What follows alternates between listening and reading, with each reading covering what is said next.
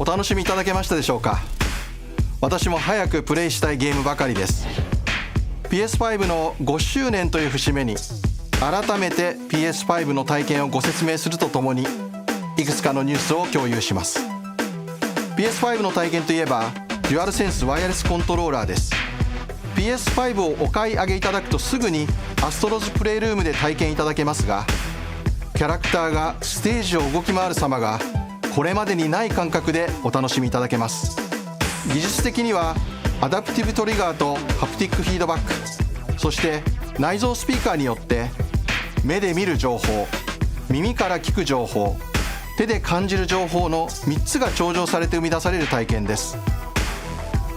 そして PS5 は目を見張るような綺麗な映像、ストレスを感じないスピーディーなゲーム進行を実現するための技術も詰め込んでいます。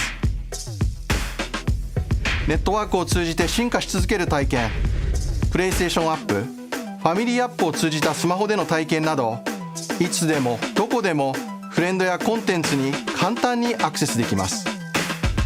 また PS5 においては数千の PS4 向けのゲームも遊ぶことができ、過去にご購入いただいたゲームに加え PS4 向けにしか発売されなかったゲームも遊べます。たくさんの方々にリビングルームの大きなテレビで PS5 をお使いいただいておりますが、プレイステーションポータルリモートプレイヤーを通じてリビングルームを超えて PS5 を楽しめるようなご提案も差し上げております。そして本日ゲーミングモニターを日本と米国で発売することを発表します。鮮やかな映像に加えデュアルセンスワイヤレスコントローラーを充電できるフックも搭載しています。先日発表しましたパルスエレベートワイヤレススピーカーとともにデスクトップ環境でも PS5 を存分にお楽しみください。 PS5 をどこでどのように楽しむかの選択肢を今後も広げてまいります。最後に PS5 の5周年を記念して日本国内の皆さんに特別なご案内があります。日本アカウント日本語専用の PS5 をご用意します。本モデルは希望小売価格税込5万5千円とお求めになりやすい PS5 デジタルエディションです。日本でより多くのプレイヤーの皆さんに PS5 そして素晴らしいゲームをお楽しみいただきたいと思っております。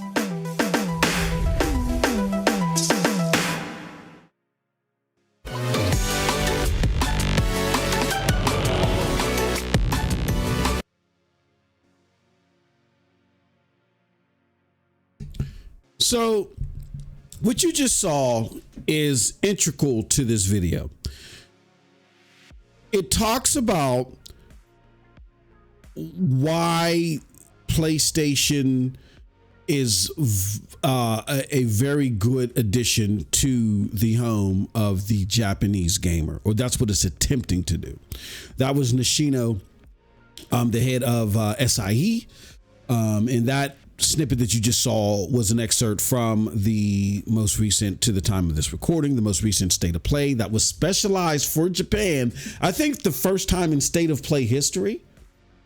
Now there's a particular part in here, and let me see if I can go back to it.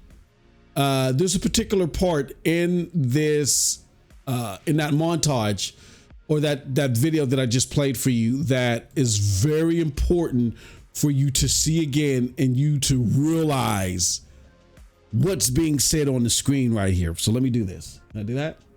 Yeah, then let me do that. All right. I want you to pay close attention to that on the screen. Look at those words. Look at those words. Those words are very important. I'm going to play that for you just so you can see the stuff in motion and all the other stuff. And then I'm going to pause it right there again.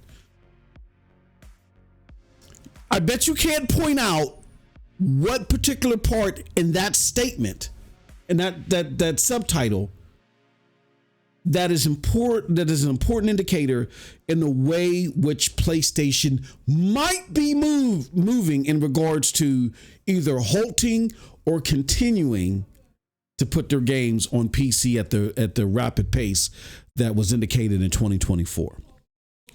Well, we're going to talk about that. today. We're going to talk about these indicators. We're going to talk about the likelihood.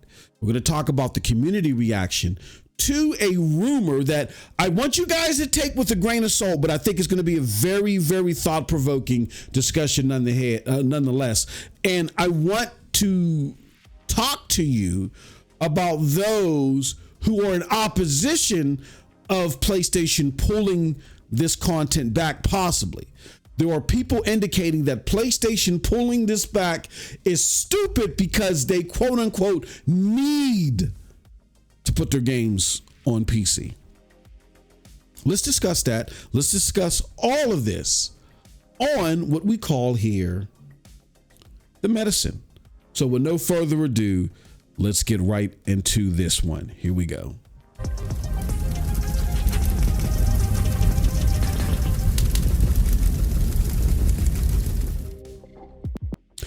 What's up, people? What is up, people? What is up, people? It's your boy MM2K of Hard Knock Digital Culture, Cloud Dosage, and MM2K Gaming back again with another episode of The Medicine. This is where we talk about the latest and greatest in the video gaming sphere.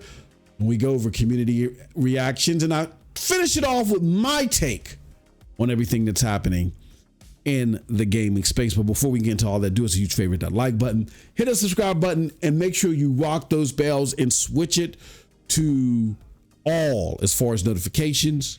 That way you won't miss a moment of any of this great content that we put out here on this channel. All right, so let's get into it. You just saw, again, specialized state of play snippet where the head of SIE, Nishino, came out there and spoke to why the games that they showed at that presentation exhibit that PlayStation is a noteworthy addition to a gamer's gaming portfolio in that region.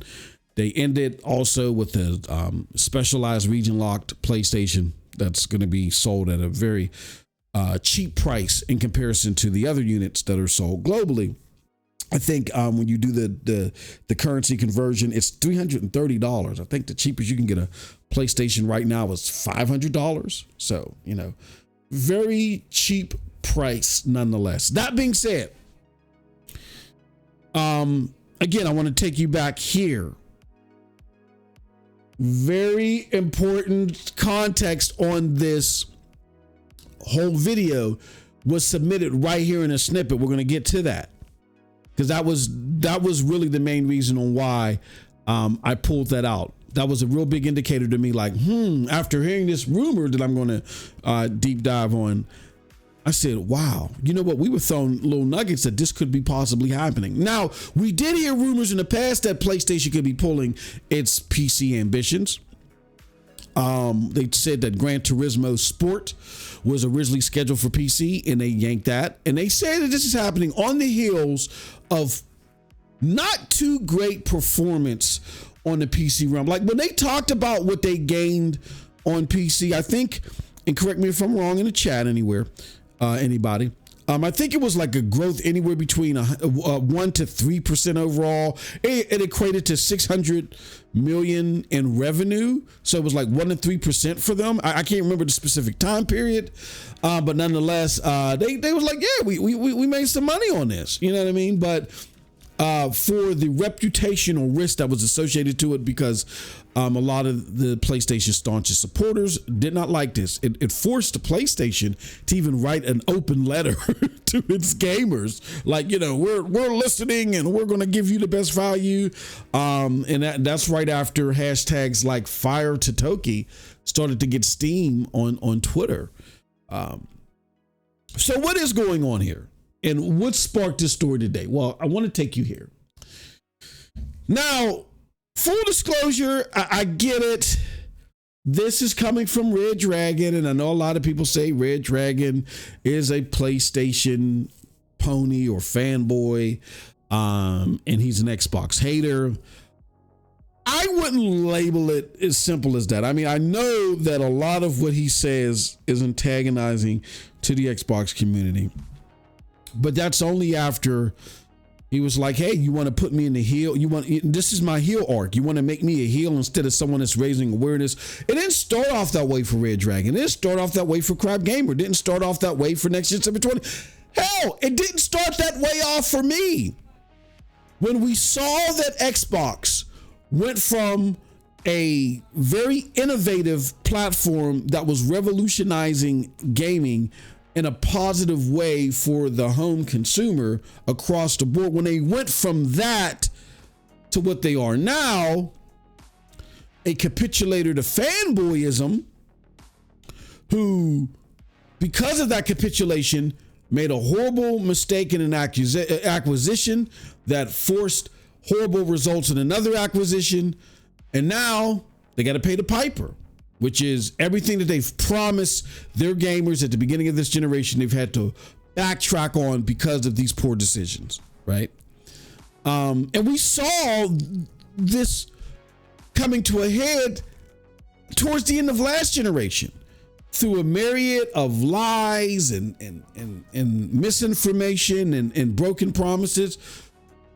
People like Red Dragon tried to just warn the Xbox brass, hold on, look, this is not the platform that we've invested thousands of dollars into.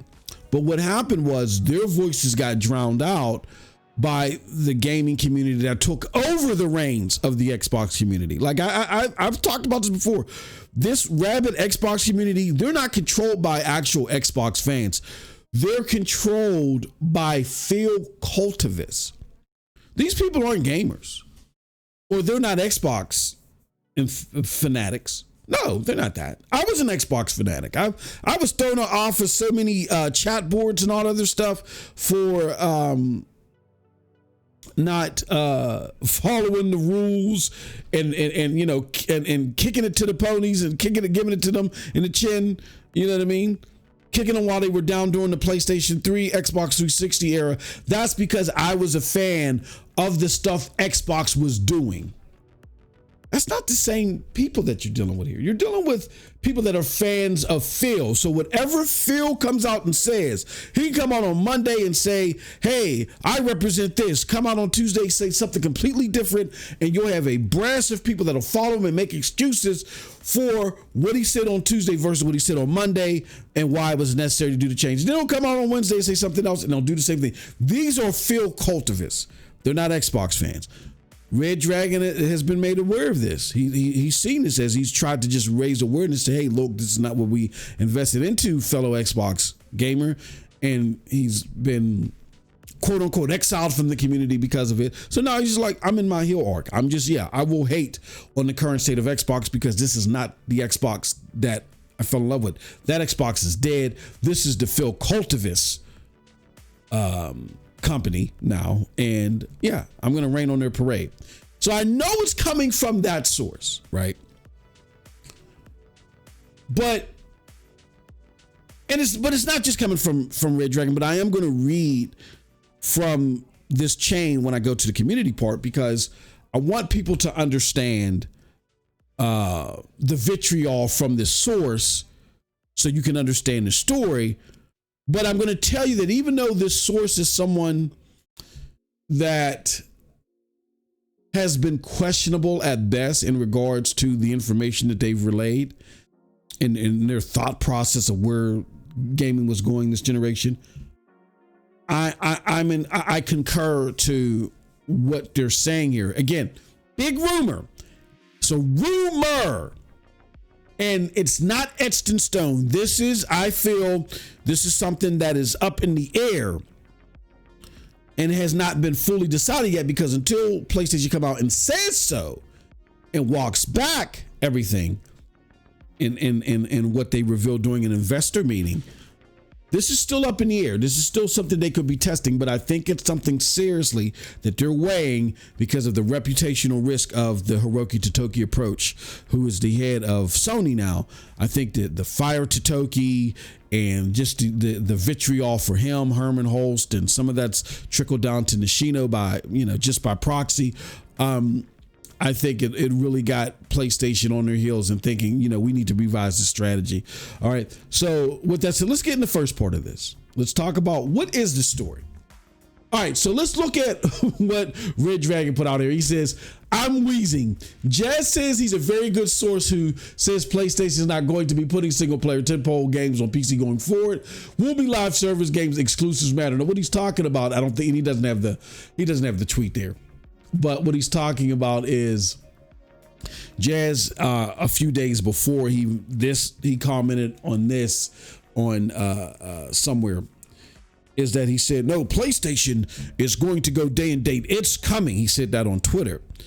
Only to 2 days later, completely backtracked that because someone tapped him on the shoulder, said, Jess, don't do this to yourself. This is the repeat of it's copium about PlayStation, Xbox going third party. Please don't do that. And he deleted the tweet and then afterwards put this out here. So this is someone paraphrasing what Jazz has said. It says, Jazz Gordon says he's heard from a very good source that PlayStation is probably pulling back from PC for their tentpole single player games while live service games remain day and date.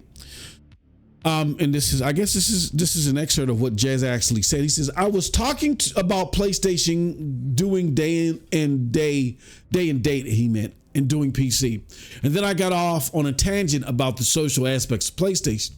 And the reason Steam has become popular is because, at least partially, I think it is easier to go viral with Steam. Now, just to provide a little backdrop in case you've been living under a rock, this whole story is on the heels of Steambox 2.0, or the Steam Machine 2.0, now is the Steambox, being revealed and supposedly releasing Q1 2026. That has created a huge buzz on the internet.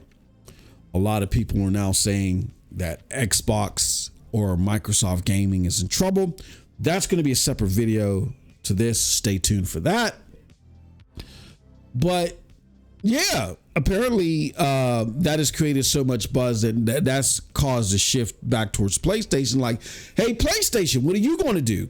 Steam is creating a console experience to help promote Steam OS and promote its Steam store. And it's pretty much a PC in a very small Amazon Fire Cube TV type box, which I think is a great idea. I actually have a Fire Cube TV. And I'm not in the general market for this thing, except if I can install like the apps that I have on my Fire Cube TV on there, I would replace my Fire Cube TV with this. My Fire Cube TV is like a second generation one, so it's kind of old and it's kind of glitchy. And I would love to have something in there that's as powerful as what this Steam box is going to be in comparison to that Fire Cube TV, because what I would just want it for is putting the video GeForce Now on it and something to play my apps.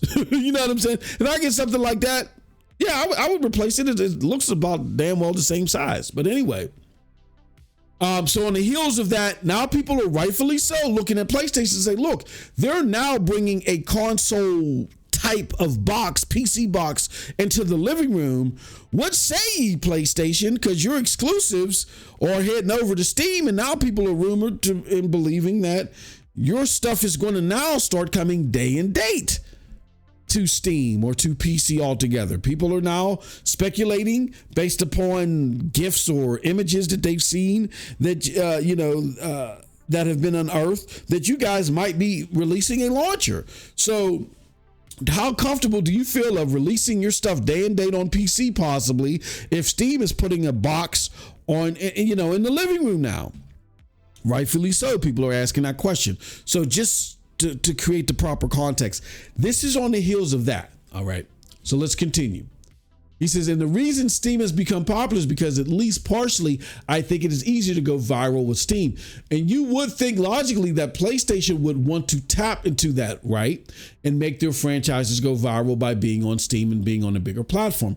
But I actually heard the complete opposite today from a very good source, that PlayStation probably is pulling back from PC, and is also that the cross-buy buttons, that's what I was referencing earlier about the images that were unearthed. The cross-buy buttons in the PlayStation PC iconography is from outdated old builds and is never going to be used. I don't actively investigate what PlayStation is doing because it's not my beat, but I do get PlayStation information incidentally sometimes by researching Microsoft stuff for my actual beat. But it does seem like that the games that PlayStation released on PC didn't move the needle for them at all, partially because they were launched so late, but maybe they've used that as evidence that they shouldn't go any further. and that they should remain more Nintendo in their approach and keep things more exclusive, excerpt service games. But I do think those sort of tentpole single player games like Yote and stuff, maybe they just don't come to PC, or they come to PC years later. All right. So that is the story. People have read that. They're looking at Jazz, quote unquote, backtracking, and they have a lot to say. All right. So now let's do this. Now let's kind of like exhibit part 2 of this, which is, what's the community saying about all this?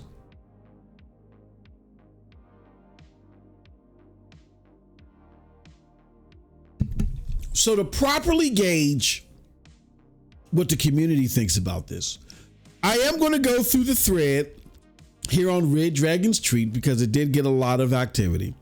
And I get it. I get who Red Dragon is now in the community, because he's in this heel arc.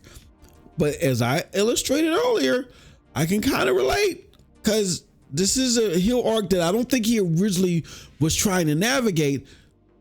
He was pushed here. It's like a lot of, like I said, Crap Gamer was pushed here. Next Gen 720 was pushed here. I get it. At times when I talk crap on Xbox, when it's just me talking ish, I was pushed here. I tried to conversate with the Xbox community at first as an Xbox gamer to say, look, this is not what we want. This is not what we came here for. Phil Spencer, Satya Nadella, this is a better way to implement the Satya Nadella mindset while still building off of what made you great. I tried that at first. I was told by gamers who at the time just started on Xbox maybe a year prior, even though I've been with Xbox since the very beginning. I was told, even though I had like 9+ years on them at the very least at the time, I was told by new bred Xbox gamers, this isn't for you anymore, old man. Just leave the Xbox community. And there was a huge consensus around like, yeah, if you're going to complain about Xbox and what they're doing and not just go with the flow, then just leave. So I left. So I understand where Red Dragon has come from. Now I don't go as hard as Red Dragon and all that other stuff, and I don't always agree with all of his takes, but I get it. So let's continue on. Let's read these tweets. It says, he was just saying the day and date for PlayStation games is coming soon too. He's trying to cover both angles, so when one of those happens, he can pull up and say, I told you so. This person says, I would wager, and we just talk about this, I would wager with it being a 2% profit, doing so, it no longer benefits them. It will almost bring some people back, and that would have waited to PC. Seems like a no-brainer to me. Money is not there. So I believe I talked about this. I've tried to record this multiple times to no avail. So hopefully, we're sticking with this recording. But yeah, there was a 2% revenue gain from their efforts on PC that Sony reported. I think to the tunes of like 600+ million. It's only 2%, but there was a huge reputational risk associated to it because, again, the aforementioned hashtag fire Totoki and all these questions that were geared towards PlayStation and their intentions and how they were, quote unquote, ruining the brand for many faithful. That 2% growth is not worth it. It's 2%. Now that also ties into this whole mantra of, does PlayStation need to be on PC? Because you're hearing that a lot from people, and I'll explain to you who those people are. But yeah, it's not worth it. If Jez says that it means Ghost of Yutei is dropping on Steam soon, so what this person is basically saying is Jez is unworthy. PlayStation's pullback from the PC strategy. Some big ports were canceled, and their PC port studio is now full on support studio exclusives matter. So it says now, remember, it's only confirmed if Jez denies it. Confirmation should be treated with skepticism. Jez's sources don't count on it. They said because it's not on my beat. So again, they're coming full fledged for Jez Gordon. Lucas North says it makes sense because you're going to have the Steam machine and the next Xbox that are gaming PCs for the living room, and so forth. All right, so they're not digging Jazz.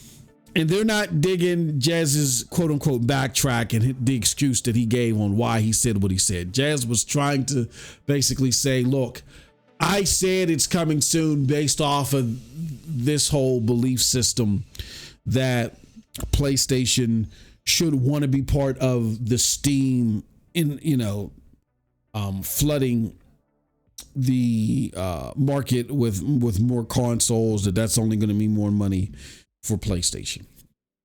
So that now brings us to the last part. The big question. Doesn't Sony need PC? Don't they have to be on PC? You're hearing a lot of people like Jazz indicate that this would be so beneficial to PlayStation. You're also hearing people say PlayStation needs PC. That's why they've done this. To these people, I say this. First, let's start with Jez Gordon. Let's go back to what Jez said. So Jez says, but I do PlayStation information incidentally sometimes by researching Microsoft stuff from my actual beat. But it does seem like the games that PlayStation released on PC didn't move the needle, partially because they were launched so late. I want to go back up to what he said earlier, though. And he says, you would think logically that PlayStation would want to tap into that, right? And that is Steam, going viral with this box. It probably seeing some success and being another place where you can get PlayStation games, PlayStation will get that money. This is fundamentally why I get like intellectual brain freeze from consuming a lot of these stupid mantras that are put out here by people that are so close to they're so close to how the sausage is being made, but they don't understand what's being made. They see sausage being made and they think someone's baking cookies. They just don't get it. And it's mind-boggling to me how you could be so close to the process and still don't get it.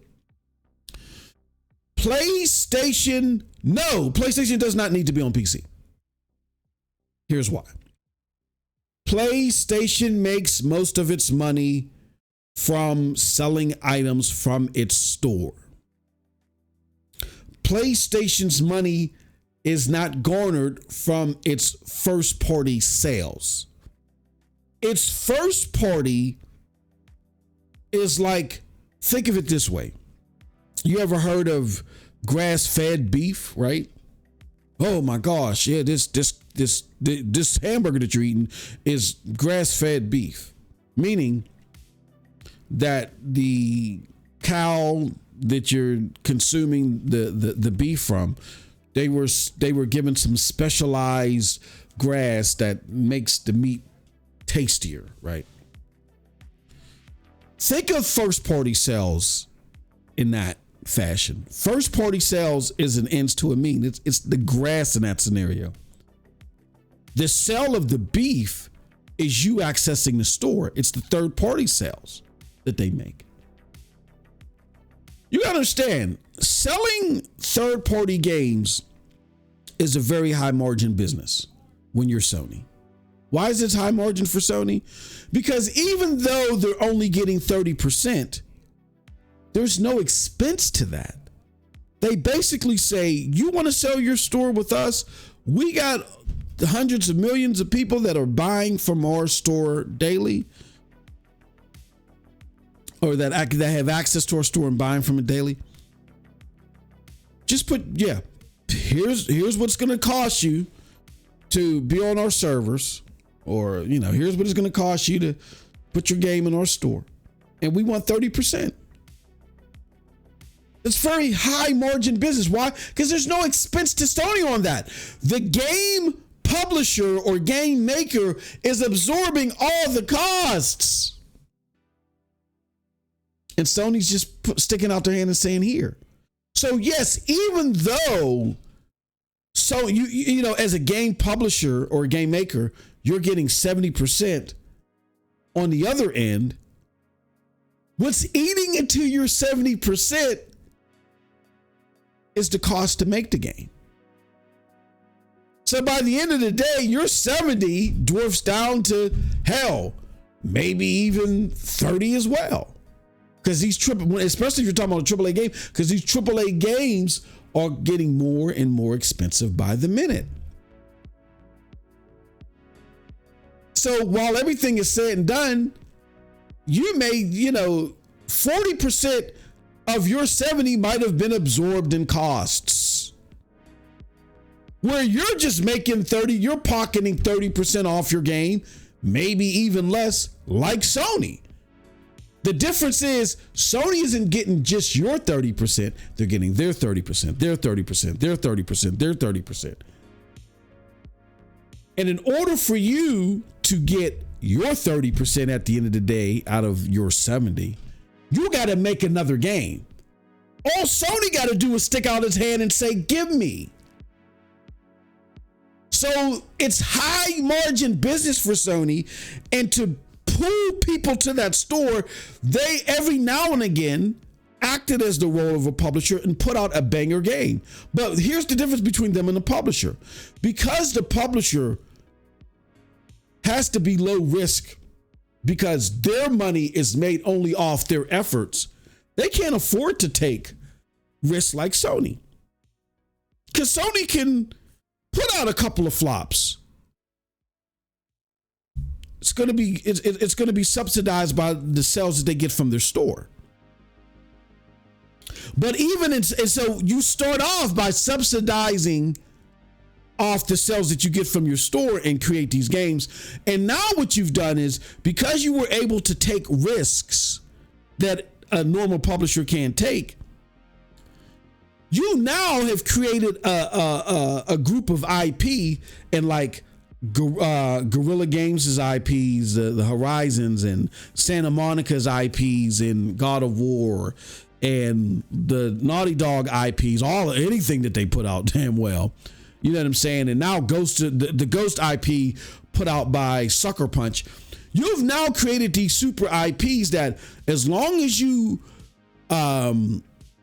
put them out in conjunction with the series of your more riskier games, those games are so powerful in their reach that even if like another 8 games flop, you just put put 2 of your powerhouses out with 8 of the riskier games, they fund the other games.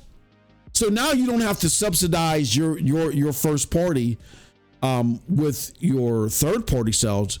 They're being taken care of by your quote unquote Leviathan or your powerhouses of your own IP. So Sony has created a winning formula that allows them to take more risks, allow them to try more innovative things and not just be cookie cutter or whatever like the rest of the industry. And that's why their games routinely are of the Game of the Year conversation. Same with Nintendo. So Sony, in pursuing PC, you got to understand why they were pursuing PC.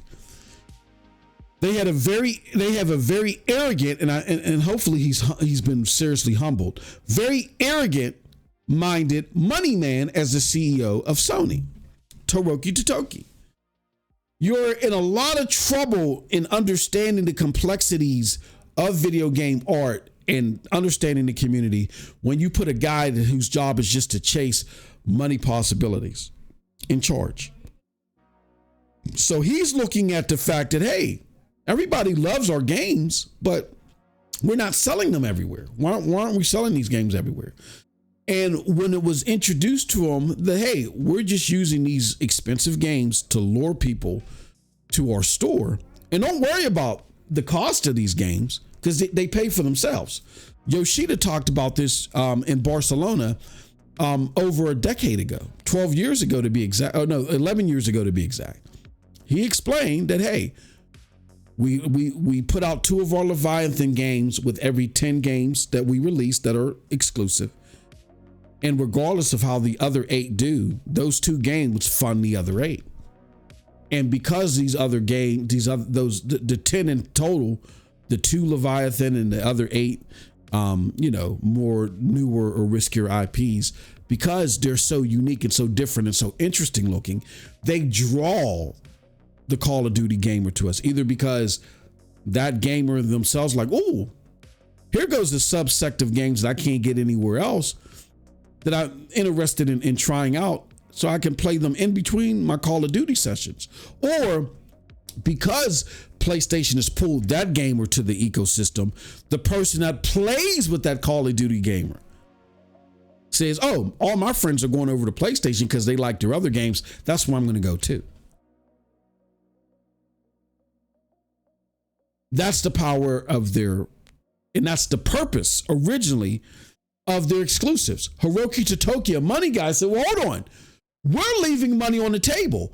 Why don't we sell these games elsewhere? But what Hiroki Totoki had to learn the hard way, instead of just looking at numbers that were available, is what he had to learn the hard way is that when you take those games and open the access to where they're at, you kill the desire to go to your store. Why? Because in order for me to go to your store, I got to pay $500 up front. So if I can get those same games elsewhere, why would I pay the $500 up front when I can just play them anywhere? I'll just be where I'm at, or I'll go somewhere else where it's easier to access. And so when you drive away those people from your store, they buy their games elsewhere. So the real money maker in this situation, your third party sales that you're getting 30% off everywhere, they start to dissipate. And now you're hurting your whole ecosystem of cash flow. It happened to Xbox. When they started releasing day and date, there are numbers out there that show that since Xbox started going day and date on PC, they had the slowest revenue growth or margin growth out of all of their peers, the big three, until they bought Activision Blizzard. And now we're seeing that same slump happen again because that momentary bump after they bought Activision Blizzard was just because they absorbed the company. Now that they've absorbed the company and year over year numbers are comparing what they've done originally when they absorbed the company to a year later, now that growth is gone again. So there's numbers out there, but he was just being arrogant, and hopefully he has been humbled. So that mantra that games are better on, when they're multi-platter, they make more money for you. That's not true when it comes to someone like PlayStation. That is not true. The first party games serve a purpose. They draw you to their store. The real money is made by you buying other stuff in the store, because there's so many other. Sony cannot keep up with the number of games that are being made on an annual basis. Even Xbox, and they're pumping out a crap load of games. They got 4 to 6 games. Like their game of dropping their goal of dropping a game a quarter, they are meeting that and some. But that still doesn't compete to the multitude of other games that are releasing each year. There are so many games releasing in a year that Xbox couldn't keep up with all the games that are releasing. So what PlayStation is saying is, for every game that we make, there's probably 30, 40, or 50 games that are releasing elsewhere. How about we make our money off those games? We make most of our money off of those. We let those guys do all the legwork, and we just say, gimme. And we'll entice people to our store by putting out banger exclusives that fund themselves now. That's the winning formula, not them selling their games. Hiroki Totoki had to learn that the hard way. They've only saw 2% growth. They put their bangers on PC and they saw embarrassing results. Opposite of Helldivers 2, they saw embarrassing results. Even their bangers that are selling, they're making their store so popular, they put them on PC and they're seeing embarrassing engagement. It's embarrassing. They put Horizon Forbidden West out there, and the damn thing was cracked in 30 seconds of release. It's been embarrassing. And it diminishes your brand. They had to learn the hard way. Hopefully they've had to learn the hard way. So this mantra by Jez Gordon, I'm sorry, I hate to use this term, but it is what it is. The mantra is idiotic. PlayStation in particular doesn't make more money by putting their games elsewhere, and EA does. Ubisoft does. Hell, even a Microsoft does. Well, Microsoft makes his money putting it on PlayStation for the time being, because their revenue is gained by being a publisher. They don't have stores that are appealing like that. They live and die off of their games on an individual basis being successful. That's not PlayStation and Nintendo's claim to fame. They operate differently. So them putting their games elsewhere makes no sense, because then they lose their driving force to their real revenue maker, third-party sales. So them being a storefront is more lucrative than anything. What Hiroki Totoki idiotically thought is that they can maintain their dominance as a storefront and add on to that by putting their games elsewhere. No, you're pulling a string. If you pull that string, everything that was bundled by that string will just fall loose. You can't pull the string and the stuff stay bundled. He's learning the hard way, hopefully. I want to get into something else though beyond Jez's, because the more idiotic thing is, again, PlayStation needs to be on PC.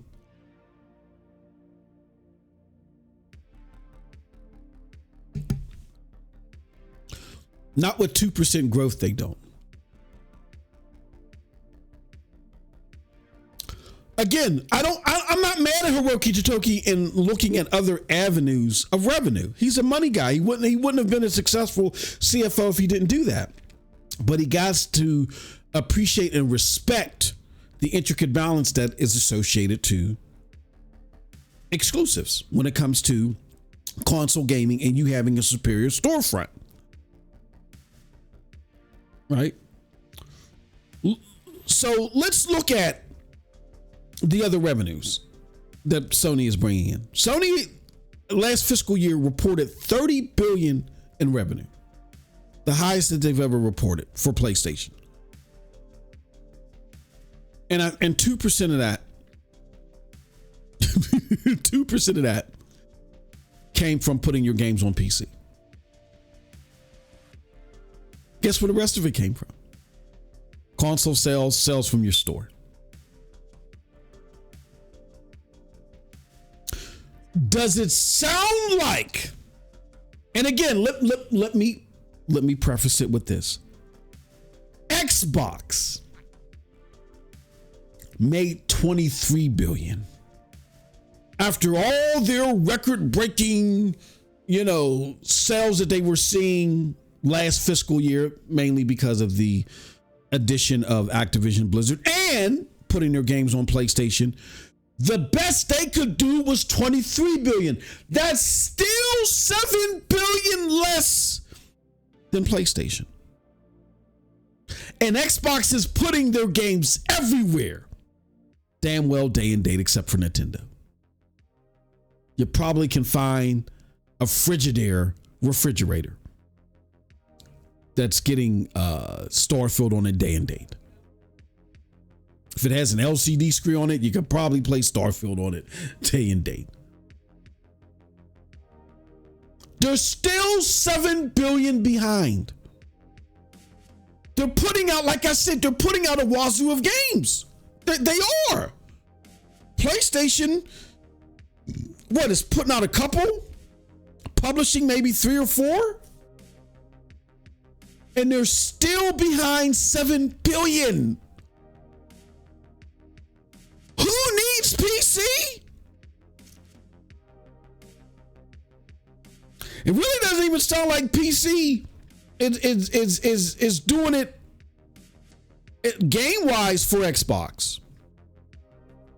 It sounds like everybody's eating out of the PlayStation store. PlayStation and Xbox, or enjoying the fruits of the PlayStation store, not PC. If anything, and I've noticed this because I was trying to find a symmetric PC controller, and I couldn't find one. And guess why? Because the Xbox style controller dominates. The asymmetric style with the thumbsticks, the asymmetric thumbsticks, dominates PC. And I think that's why they're selling the crap. They're selling all these controllers. Like Xbox controllers are selling like crazy. And don't get me wrong, I know they're good controllers, but I wanted something with symmetric thumbsticks. And I am going to be in the market for the new Steam controller. I love that idea. I love the trackpads, and I love the fact that the thumbsticks are symmetric. So, you have a lot of people that are ignoring the revenue that PlayStation is bringing in. They believe in mantras that, like, the only thing PlayStation can celebrate is console sales. Yes, console sales leads to store sales, which makes the most money in this business. What publisher is messing with PlayStation? None of them. Nobody. Stop it. So yes, these are silly ideas, crazy notions, all being perpetrated by people that, regardless of how close they are to the sauces being made, they think they're watching cookies being baked. And secondly, people who just want to hate on PlayStation, regardless, are not great sources of information. I told you guys, let these people just die off, because they will. Who don't follow the facts, that just like caveated information that makes Xbox look good in their minds and PlayStation look bad somehow. The fact of the matter is that PlayStation hopefully is learning its lesson. There are indications of that. And before we go, I do want to show you this again. This screen. The biggest indicator of such is by them saying, it says, with Plus Elevate speakers, which we recently announced, we hope you'll be able to find and enjoy PlayStation 5 on your desktop as well.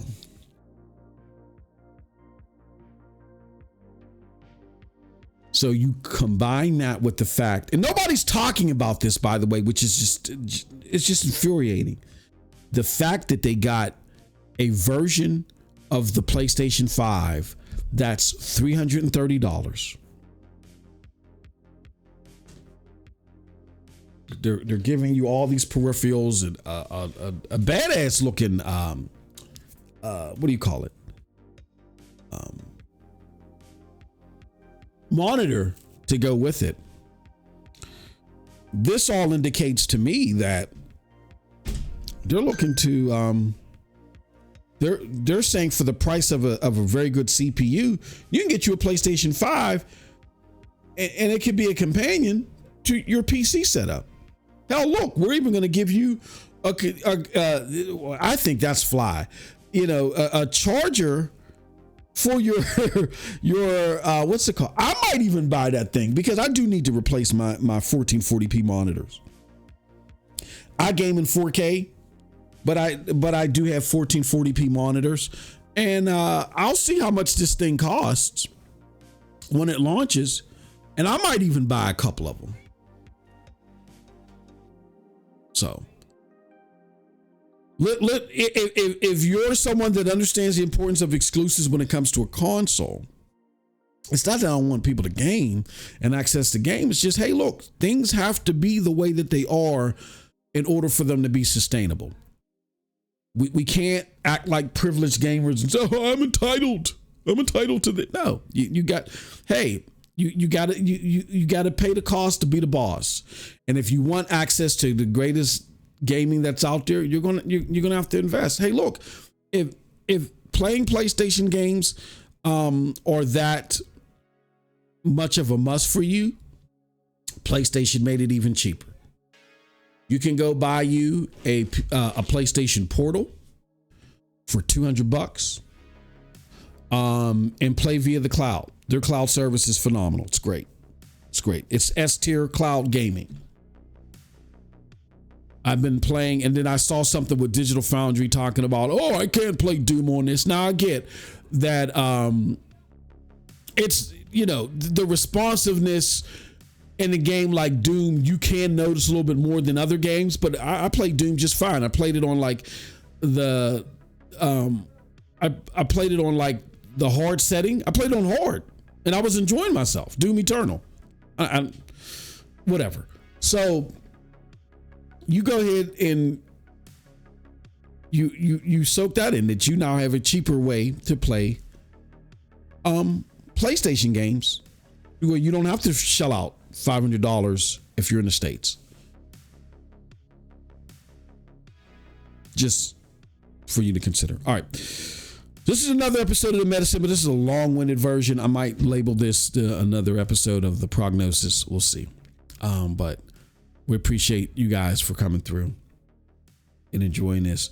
If you have any questions, please leave them in the chat. Things that you want me to answer, I will definitely respond to you with in regards to them in another preceding episode. But hopefully that makes sense, y'all. You got people that don't understand the business, or they just want to hate on PlayStation so much that they ignore all the other data that shows the significance of PlayStation's success within its own ecosystem, and them not having to branch off the PC to survive. Like, people are saying they need to be on PC. That's a lie.